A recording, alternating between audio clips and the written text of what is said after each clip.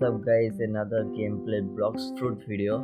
আজকে তোমাদের আমি দেখাবো তোমরা কিভাবে ড্রাগন ফাইটিং স্টাইলটা নিবে। এই ফাইটিং স্টাইলটা নিতে তোমাদের প্রথমে তো দরকার 1500 লেভেল এবং 1500 ফ্রেগমেন্ট। এই 1500 ফ্রেগমেন্ট অ্যান্ড 1500 লেভেল হওয়ার পরে তুমি ড্রাগন ফাইটিং স্টাইলটা আনলক করতে পারবে। এটার কিছু মুভ তোমাদের দেখিয়ে দিচ্ছি, চলো। প্রথম মুভটাই এই যে দেখো, প্রথম মুভটা হলো এরকম দুটো খুশি মারবে, তারপর একটা আগুনের মতো ড্রাগন ছড়িয়ে দিবে, আর পরেরটা হলো 4 সাথে একটা ব্লাস্ট হবে। এই তিনটা মুভ এই ড্রাগন ফাইটিং স্টাইলের।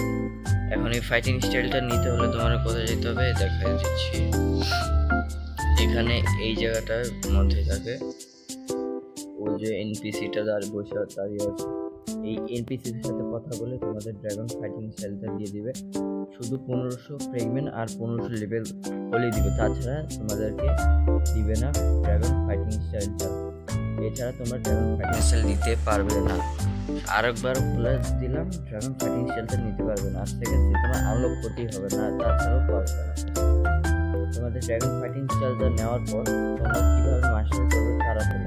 প্রথমত হট অ্যান্ড কোল্ড বায়োমে যাবে, ওখানে এনপিসি আছে বস, ওই বসটাকে মারবে হট অ্যান্ড কোল্ডের, আর আইস ক্যাসেলের বসটাকে মারবে। এই দুইটা বস মারলে তোমার প্রচুর পরিমাণ তোমার মাস্টারি দিবে ফাইটিং স্টাইল।